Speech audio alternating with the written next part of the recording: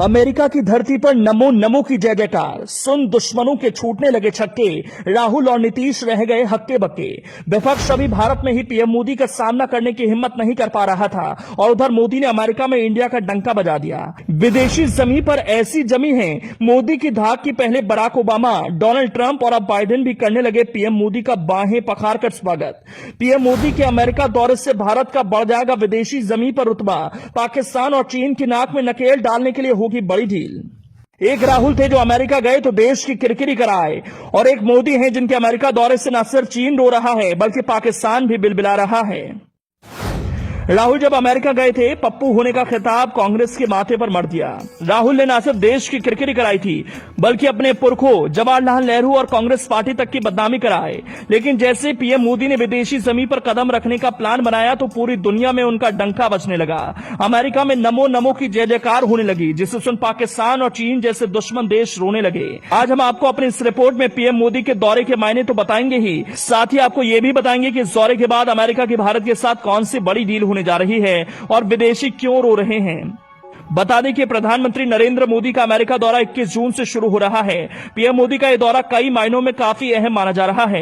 भारत और अमेरिका ही नहीं पूरी दुनिया की नजर इस दौरे पर टिकी है। उधर पाकिस्तान और चीन के खेमे में हलचल भी है। दोनों देश परेशान नजर आ रहे हैं। खैर सवाल ये उठता है कि आखिर पीएम मोदी के दौरे से भारत को क्या क्या मिलेगा। पाकिस्तान और चीन मोदी के अमेरिका दौरे से क्यों परेशान है। दुनिया के बड़े देशों में अभी भारत ही ऐसा देश है जो पूरी तरह से गुट निरपेक्ष है, मतलब किसी भी गुट में शामिल नहीं। इसके बावजूद हर गुट का पसंदीदा देश बना हुआ है। भारत के रूस से भी अच्छे रिश्ते हैं और अमेरिका से भी। भारत तेजी से वैश्विक शक्ति के रूप में उभर रहा है। ऐसे में पीएम मोदी राज के दौरे पर अमेरिका जा रहे हैं। राज के दौरा इसलिए अहम होता है क्योंकि इसका पूरा खर्च मेजबान देश ही करता है। पीएम मोदी 21 जून को योग दिवस के जरिए भारतीय संस्कृति और सभ्यता का प्रसार पूरी दुनिया में करेंगे।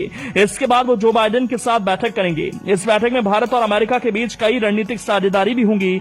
डिजिटल इकोनॉमी, अंतरिक्ष मिशन, रक्षा, व्यापार समेत कई बिंदुओं पर दोनों देशों के बीच समझौते होंगे।